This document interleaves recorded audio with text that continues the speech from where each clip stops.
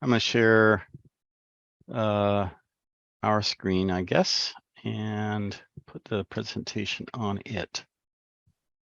Yep. It's visible clearly. And we get the right one. Okay, good. Good. Yeah. Yep. So shall I begin? Yes, Carl, floor is yours. Yeah, and I want this to be a little interactive. Maybe, Sure. if you want to talk to me along the way, because it could be a little dry otherwise. So you don't have to hold questions until the end if you want to jump in. I've gone all in on Decentraland. It gets all of my spare time outside of my day job, other than a little time with my family and meals and sleeping, which often gets kind of foreshortened. But the reason, I wanted to share what my thinking about why I do that, and why I think Decentraland is really important. So just a brief introduction to myself. I'm a serial entrepreneur. I've been in virtual worlds for 13 years, Second Life, Sansar, VR Chat, Decentraland, Crypto Voxels. A fair amount of experience. I did write a book about Sansar scene creation, and a lot of that material then got moved over into the very early wiki of Decentraland. I was on the faculty of the University of California at Santa Cruz. I led the electronic music studio and taught technology to musicians. And I've been in professional software development and technology executive positions all throughout my career. I have started 5 different companies. Decentraland and I connected before the ICO, and they asked me to be an advisor. So that allowed me to be in a position to have a grant of mana, which I turned almost all of it into land and contributed much of that land to 9 districts. I am the proposer and founder of the conference center that we are in, and also of the Decentraland Film Festival, with whom my partner is Steve Deary, called Pondweed Productions. I want to tip my hat to Rosa Alexiev, the DJ that plays in the Unity Cafe every weekend, every Saturday and Sunday, and has for coming up on 2 or 3 years now.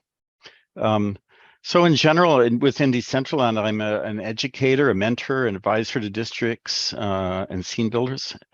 And I've advised some DCL-related startups. I'm on the membership teams, not only of the conference center, but also Etheria and the VRS district. So that's me. So I just have a lot of different experience that's relevant here. So this is what I believe. I believe the virtual experience is going to become really important in humanity's future. We're going to be doing a lot of things that way. There's many kinds of applications that virtual experience is going to help. And this is a list of things we can think of today. I am sure we're going to be thinking of a bunch of things in the future that we haven't even thought of yet. But first of all, I get to know somebody that lives in Georgia. Hi, Noto. That would not have happened otherwise. Most of the people I interact with in Decentraland are people I would never meet otherwise, and they're fantastic people. It's an amazing community. The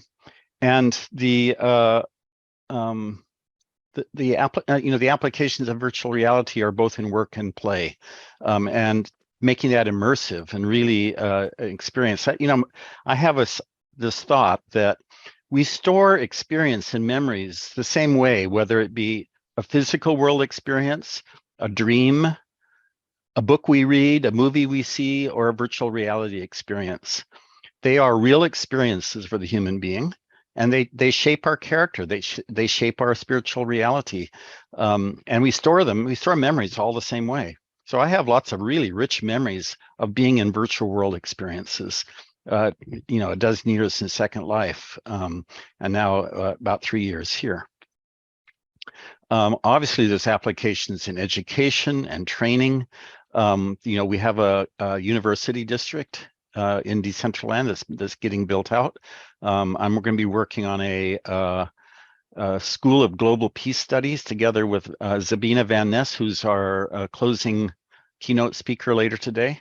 That's going to go into the university district, but also training, and especially training of things that may require kind of an interaction with something, but you're not experienced yet enough to use the real thing. For example, learning how to do surgery. You know, you could work on a three-dimensional model before you work on a real person.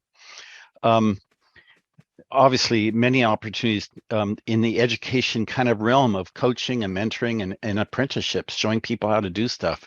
There are a number of people in Decentraland, for example, who I've helped to learn how to move from using the builder to using the SDK. And some of them are starting to get the hang of it and start to use it. You could use virtual experience to remotely to operate a digital twin of some dangerous equipment, something maybe in a vacuum, something that's in a fire, something that's in a nuclear reactor that's gone bad, and you know, be interacting with it as though you're there. Of course, there's new forms of art and literature. I mean, if you imagine that we go from books to interactive fiction, well, what if that interactive fiction, you're actually in the scene, right? So I think that that's just one example. You know, obviously there's going to be films made in virtual worlds using virtual worlds as the props and you know, scenes for the filmmaking. We're starting to see that with some games now, machinima. And then something I really want to talk about is that there are people in the world who either are physically disabled, like maybe they have spina bifida and they can't get out of a wheelchair, they can't leave their apartment, or they have a severe social anxiety disorder. I found that such people can have a really rich social life in a virtual experience. Second Life has a whole area called virtual abilities, specifically designed to train people who are physically limited or socially limited in some way to have a great time in Second Life and go dancing and go to parties and have a great time. And interestingly, people who are shy or with social anxiety disorder don't seem to exhibit that so much in a virtual experience. They seem to be much more comfortable interacting avatar to avatar. So I think so many ways virtual experience is going to be really important for us. Shyness is the main thing. Like I've noticed in so many people, Carl, like that they were shy in social communications. Like I had experience having Zoom calls with many people. They never were able to raise hand or say something, but in Decentraland or any other metaverse, what I see is that they can express themselves. So that's the like coolest point, like what I imagine. And also like people with some disabilities and unable to move and etc. They can be as they want to express themselves, right? So yes, yeah, that's so interesting. Yeah, I'll give two case examples of that last one. I think this is really profoundly important. I have a friend in Second Life who does have spina bifida. For those who don't know, that means the spinal cord was congenitally malformed and outside of the vertebra. So the spine doesn't work right at all, and she's severely wheelchair bound. I met her in Second Life as a beautiful woman dancing at a party. Wow. And this is something she just cannot do in real world life. She has this wonderful social life. And then also I have another friend in Second Life who her mother had Parkinson's. Her mother has now passed away, but a number of years ago, her mother discovered that in Second Life, she had been a singer in Soho and a dancer, you know, a professional dancer. And so her daughter set up a scene in Second Life for her to perform and sing and have parties, and her Parkinson's symptoms were reduced by that experience. That's like unheard of, right? They don't get better. Well, they did. She had more physical control of her body as a result of the mental experience of having danced and been active physically. It's amazing. So really important stuff. But like any technology, you know, we can have things that aren't so good. We could have fraud, we can have gambling, we can have pornography, and adult entertainment's fine. I don't mean that it isn't okay, but people end up watching that shouldn't be seeing it. So there's things that just aren't that great for, let's say, the development of the human civilization, right? So one of the reasons I wanted to get into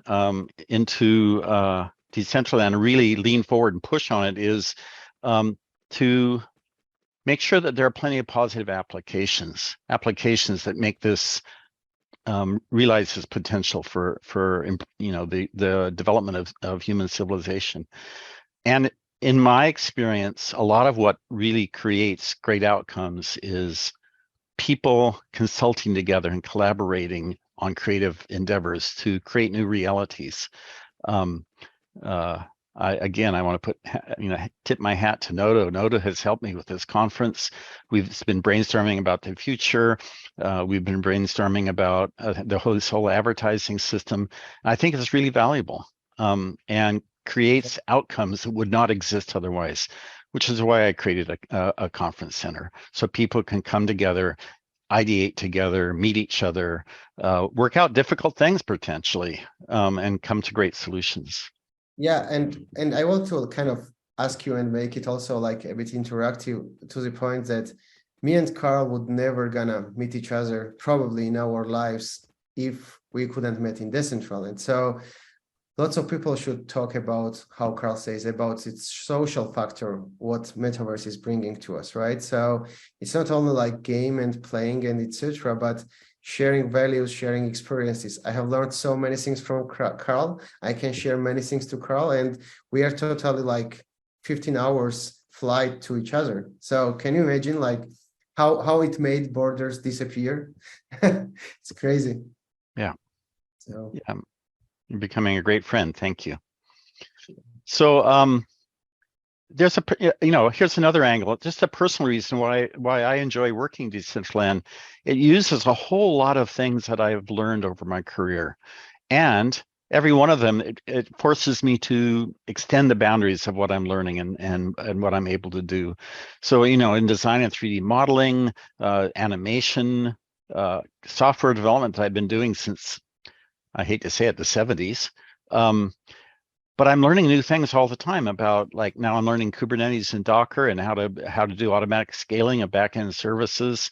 I'm really enjoying by the way, the programming language that's used in Decentraland is now my favorite language by far, TypeScript. So I've learned that. I've been doing a lot of collaboration and team building in the various districts, and a lot of training, mentoring, education. I really enjoy assisting other people to learn and to develop skills. So that's a personal reason for being in Decentraland, and I'm sure other people have their personal reasons. Okay. Go ahead. Yeah, I had like a couple quick like personal reasons. Like, it's interesting to say that by the time you have huge experience in metaverses, starting from Second Life.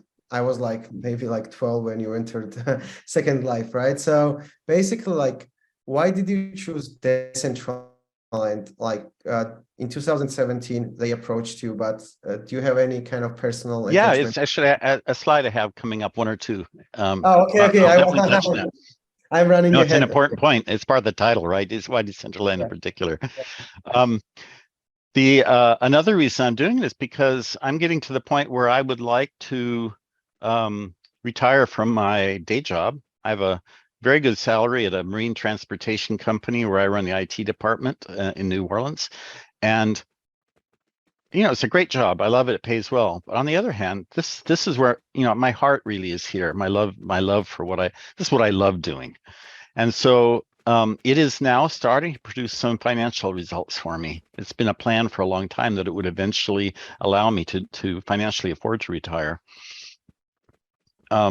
Conferences in the conference centers are now generally paying fees. This one's pro bono on part of the conference center hosting it, but most of the ones that come in and use the conference center now are paying. And there's a rate sheet up on the conference center website. I've now received some fees for doing some of the technology enhancement of scenes that are made by scene builders, but they don't know how to add the, the interactive parts. So, and I've gotten some tips and donations, and the film festival is starting to bring in some revenue occasionally. So I think that, in another year and a half, something like that, I should be able to make the transition. So yeah, there's the Buddhist concept of right livelihood, right? The idea that creating your income doing something that's healthy and good for society. And I think this is. So it would be right livelihood. Why especially Decentraland? First of all, the nature of the structure and the concept on which it was based made it decentralized, made it open source. And so because of those, and the fact that the decentralization is international, it assures that Decentraland is going to be around for probably for as longer than me, because you can't turn it off.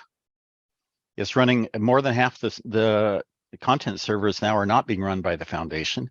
The sources, it's all open source. So if the foundation stopped working on it, the community could put together a team to continue working on it. And you can't, I'm not really all excited about anti-censorship. But in fact, Decentraland is pretty hard for any governmental agency to try to shut down because it's so decentralized. So that's, Second Life has been durable for 17 years now, or 18 years. It's because it's financially viable, right? Users there take out like $50 million a year in income, people who make clothing and rent land and stuff. But it could go out of business. Linden Labs attempted a second, which actually the third, because they have Roblox too, a third virtual world called Sansar about 4 years ago. They ran it for a couple of years. They decided it didn't work. They sold it off. I think that the company they sold it off may or may not be able to support it indefinitely. So all the work that one would have put into that is going to be gone probably. Alt VR almost died a couple of years ago. Somebody rescued it. High Fidelity did go away. So all the ones that are centralized are based on the success and intention of a business somewhere. Decentraland being a foundation, but not, is a foundation that supports it, but it doesn't, in a sense, own it. It's really owned in an open source way. So it's very durable, in my opinion. Things are gradually growing, and I think that over the years it will flourish and do very well. But even if it doesn't, it'll be around. Another reason I really like it is that the SDK is really high quality. I think they overhauled it 3 major times already, and I think there's another one coming up. And every time it gets dramatically better, and their documentation and tutorials and samples are really good, so people can learn how to use it. And for those who don't know, I created a free online course that you can get to through the Conference Center website's blog. May 17th of 2020, there's an article that links to the free course that I made online. So if you want to learn how to use the SDK, just go work through that course at your own pace. And then the other thing is that Decentraland did something very interesting at the beginning. They set up the concept of districts. They invited people to, some of you know this, but some may not know the history. They invited people to propose themed districts. About 50 of them were proposed. Decentraland set a number of requirements for the districts to receive land that was contributed to them by contributors. If they met those requirements, they were granted the land that had been contributed. And about 30 of them made it through that process. The Conference Center is an example. Etheria is an example. The Virtual Reality Systems District is an example. Vegas City. There's about 30 of them operating. A few of them have sold off their land or have really stopped functioning or haven't gotten going yet. But many of them are some of the more vital parts of Decentraland. So that concept stimulated thought and creativity right from the beginning. which is, I think, really an important thing. I'll take a little pause here, Noda, if you have any questions or thoughts. Okay, yes, I was waiting to ask you a couple of questions. First of all, is that so you entered Decentraland very early in 2017 and paved the way like for these periods, right? And I want to get your idea on that, because I always get feedback from the people that, hey, Decentraland is going to die, it's like looks childish, etc. And I'm proving them points that no, it's not gonna happen. But I want to take hear your feedback about that, because you are early on in Decentraland, and you see how graphics there, what plans are coming in the future, and you also know that many metaverses are coming on the way. So could you tell us your idea why Decentraland will survive, and to kind of tell these pessimistic people who are thinking that Decentraland is like childish and etc. So I really Well, want to I hear don't from have your a side. crystal ball to know what the Decentraland is going to look like in 20 years. I'll still be around, I think. But and I think it will be too. You've made an interesting point about the kind of cartoon look. You didn't use that word, but the simplistic look of the world. Decentraland made a commitment early on to start with a browser client. I don't think any other virtual world did that. They all require that you install something to get better rendering. But that also means it's much harder to get in. You can't just follow a URL and be in the experience like you can in Decentraland. It's quite unique in that respect. And because of the current state of GPUs running in browser WebGL, they put constraints on what a scene could have, how many entities, how many textures, how many faces on the polygon, how many triangles on mesh, 3D model mesh. So I think they will be relaxing those over time. But one of the things I knew when I looked at the Decentraland is like, it doesn't need to look like a toy. The way you make it not look like a toy is put photorealistic textures on the objects. So if you look around the conference center, you'll see this doesn't look so much like a toy. It looks closer to physical reality. I have trees. I have, what looks like velvet curtains here in the conference center, in the Grand Theater. It's a beautiful build. KJ Walker and FGR 3D made it for me.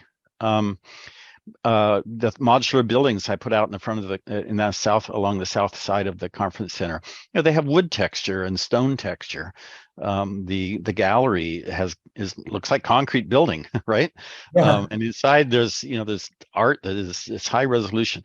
So you can make the stuff look pretty good, even though the low poly, if you put really nice looking textures on it, it can look quite realistic. So that is simply a design decision by people making scenes. Maybe they find it a little easier to use simplistic materials, but when you're working in Blender, if you're an experienced modeler at all, you're putting textures on things. You just need to observe the limitations for the rendering performance. But they're now releasing it's in beta, an installed client. And I think they're working on things like level of detail and stuff that will allow the installed client to make use of even more capabilities than the web ones. So I think that look thing it's passe. If you want something to look good, make something that looks good. You can. I totally agree with you, because people when outside people when jumping in Decentraland, because most of the field is like grass, they have this first feeling that nothing has happened, and people don't understand the idea of decentralization, that every parcel is owned by individual owner, and they can do whatever they want on their land, right? And it's not Decentraland who should provide some nice building. We have one place where I see that kind of change in understanding about decentralization happening is in Etheria. So the conference center is pretty centralized. It's called me. I've made it all and with help from others. But Etheria is way at the other end of that spectrum. Much of the land in Etheria is allocated to the contributors for them to build on. when we get people coming in and saying, why isn't it developing faster? As though the few people that are kind of organizing it are responsible for deploying it all. Writ large, that's Decentraland as a whole. There's a lot of vacant land because people have bought land and then didn't build on it yet. They will. Eventually, they'll say, some people did it for speculation, right? They bought land thinking it was going to become really valuable. And it's way more valuable, even with this dip, it's way more valuable than the 2.4 cents per mana, $24 per parcel that the land originally went for. So even now it's what, 100 times that or something. Yeah. But eventually, even people who are speculating will say, well, I either need to sell it or I need to rent it. And there's rental platforms that are coming forth. Terra Zero's in the process of building one, and it'll get released here at some point, for example. I rent out some of my land, just private rental arrangements. And the people that rent land, they build on it. They're spending money to make use of the land. So some of my private land is rented out, and there's stuff going on it. So patience, I think, there's some moves afoot to try to expand the land. I think I have pros and cons about it. I don't think we need a whole lot more empty land. So if it really does produce the result of people building on it more because they can afford to buy a piece or something, maybe. But I think right now that's one of the reasons I did training and education, is help people know how to build. Totally agree with you, Carl. And we have like 3 more minutes left, and you can continue. And I have one more question with you. So I'm just going to leave this slide up here at the end. Okay. Those other slides were from yesterday's talk. Okay, my question was going towards education because it is one of the very interesting topic, how we can utilize the Decentraland in the first case. As you know, after pandemic, lots of courses went into the Zoom, right? And now they are going back to school, back to universities, and some remote people where they have to drive like 1 hour or more to get access to the school. What do you think, like, how education should be looking in the Decentraland? Because I know you have some experience in it. Yeah, just give us your take. That's great. On that. No, I want to say that although the world has started to open back up for people to meet in person, I found that organizations that even thought that it was a problem to have to use Zoom or virtual experience have discovered that there are some advantages to it. It has a lower carbon footprint in the sense that you don't have to drive or fly to a meeting. It saves costs for companies because when they want to bring people in for a conference, they don't need to put them up in hotels. I think Dara spoke yesterday about the fact that people have discovered that immersive learning is 4x times as potent for people retaining and learning things than other methods. So everything has its place. Virtual experience certainly has its place in education. It's not everything. Sometimes you want to have a full bandwidth interaction with a human being face to face. There's no doubt about that. It's the best way we communicate with each other, but you can't always do that in every circumstance. Here's another advantage. If you're in a classroom, a lecture hall, the professor is way down there somewhere. You can't really fully see all their facial expressions very well. Whereas, with Zoom, or if once we get avatars being able to be fully expressive, oh, by the way, the avatars in Second Life have many bones in the face. Bones are the technical term for the things you can move in animation. Okay. So they can stick their tongue out, they can raise an eyebrow, they can frown. I mean, it's amazing. And some of that, of course, is then animated with mocap. So it's quite, the future of this is quite interesting, being able to have your camera recognize the facial expressions that you're having and that your avatar shows those. That's not rocket science. That all of that really exists today. It just hasn't been rolled out. No, I think that there are aspects to it. The school that we're going to start in the university soon, called the School of Global Peace Studies, is going to have a interactive game for learning about how nations can cooperate and negotiate with each other. Sure. And we're going to have participants from all over the world. That would be hard to do in real life, right? How would you do that with students coming all to one place? We're talking about like high school students or college students. It's not going to happen, right? So some things can only happen this way. And also, like, you can do it in Zoom, but Zoom is so uninteractive and so unexpressional. You cannot even express the feelings. And in Decentraland, you have so many like moves, emotes, fun things, outfits, etc. Imagine going to school with different outfits every day. It's so cool, right? Yeah. And I'm so happy like to have the chance talking with you, Carl, today on this keynote speech. We have amazing panel approaching. We will have a chance to ask Carl's questions later on. He's always in the Decentraland helping us I'm often in Discord, and you can contact me through that website. Yeah. So thank you very much, Nodo.